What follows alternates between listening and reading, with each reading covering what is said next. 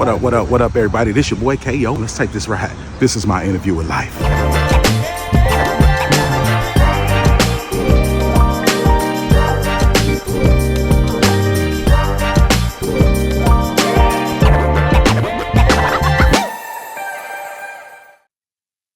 What up, everybody? You know what time it is. This is another interview with life. In the car, I got Travis, Marshall and Travis. I just picked them up from the rental car place.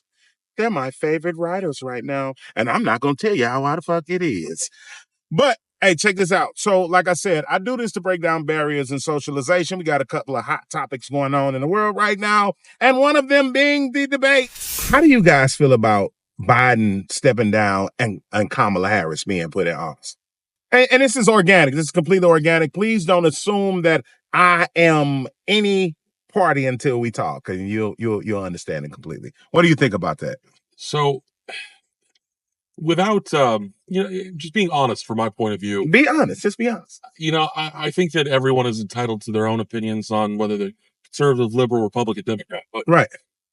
I think that it's the right choice for Biden. For a while now, I personally felt that he needs to spend his time that he has left with his family.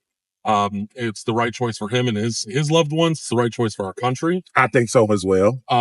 I do wish that the DNC would have, nominated someone that had a little bit more fire to be used against, Trump. I will be honest. I voted for Trump in the first election. I voted for him in the second election.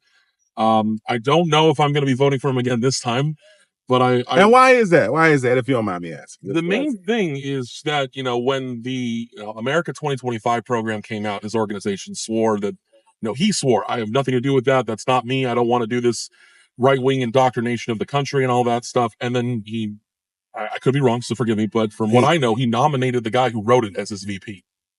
So that to me is a little bit too on the nose, and I mean, he's a crafty guy, but that's not crafty. That's just straightforward. So, right. Now don't get me wrong. No one deserves to die. No one deserves to get shot. I'm very happy that, the shooter who should die nameless and forgotten, did not succeed in his attempt. It did lead to probably one of the most patriotic photos I've ever seen. Him with the hand in the air. Yeah, that was it. With the flag in the background. That was like, wow. Yeah, like. But that being said, it's just, I actually was going to be voting for Robert F. Kennedy this time around because I want someone who's young. I want someone who I feel like is going to be more in touch with current socioeconomic policies rather than someone who was raised in the 30s and the 40s. Like I wanted someone who's going to be more in touch. And I love that. You know what? Out of all the interviews that I've done, yours was more thought out and well articulated, right? Because I ask people that all the time, and I only do it, like I said, to break down barriers in socialization, to show people how we aren't that different, right? Color creates a system of classism. Yep. Classism creates a caste system, right? And we only see each other through forced societal perceptions, right? So I'm really appreciative of you having a well thought out, articulated argument on this topic because most people are just emotionally driven. They're like, oh, I hate him because, he's doing this with his hands, or I hate this guy because I think this guy is well, you don't know them personally to be able to make a deduction that they're racist or anything like that. What you can do is look at their politics and make a cognitive decision about who you're voting for. Yeah. Right? For 8 years. And I'll be honest, since this car seems very open and, it's very open.